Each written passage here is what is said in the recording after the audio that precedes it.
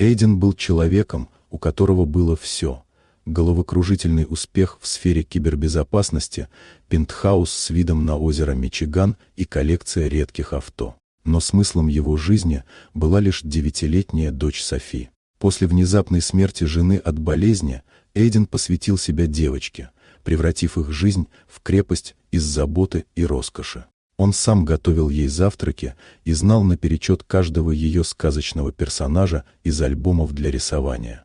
Все рухнуло в один серый вторник. Звонок из полиции сообщил о страшной аварии на скоростном шоссе. Машина няни столкнулась с грузовиком и полностью выгорела. Тело ребенка было невозможно опознать, и Эйдену пришлось хоронить закрытый гроб под холодным дождем. В тот день он похоронил и собственную душу.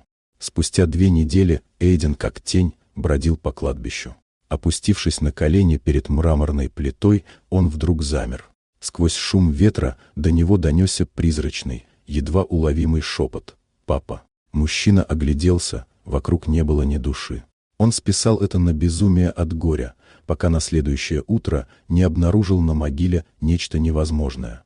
Там лежал рисунок. Стиль был узнаваем до боли.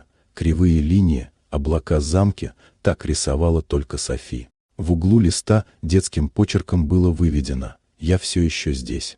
Сердце Эйдена, казалось, разорвется. Вскоре у дверей его дома появилась любимая тряпичная кукла дочери, которую полиция якобы нашла сгоревшей в машине. Затем на телефон пришло анонимное фото: живая Софи в незнакомой комнате с голубыми шторами. Страшная правда начала проступать сквозь туман лжи. Смерть Софи была инсценирована. Ее похитили влиятельные конкуренты, стремившиеся уничтожить бизнес Эйдена и завладеть его технологиями, используя трагедию как дымовую завесу. Полиция была в сговоре или просто куплена. Единственным союзником Эйдена стал Сайлос, бывший агент спецслужб, ставший частным детективом. Вместе они начали распутывать клубок заговора. Оказалось, что девочку спасла случайная свидетельница аварии по имени Клара, бывшая медсестра. Она увидела, как из черного внедорожника вышли люди, чтобы зачистить место ДТП, и в последний момент успела выхватить раненую Софи и скрыться. Клара прятала девочку в трущобах на окраине города, боясь довериться властям, и подавала Эйдену тайные знаки. Эйден оказался перед выбором: продолжать оплакивать пустую могилу или вступить в войну с невидимым и могущественным врагом. Но для отца, чей мир внезапно обрел надежду, выбора не существовало.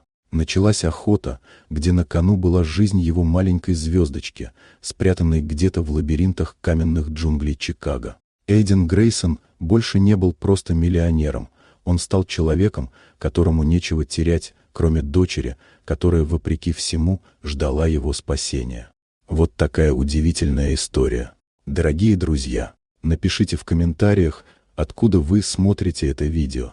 А если вам понравилась история, то поставьте лайк, а также подписывайтесь на канал, впереди еще много интересного.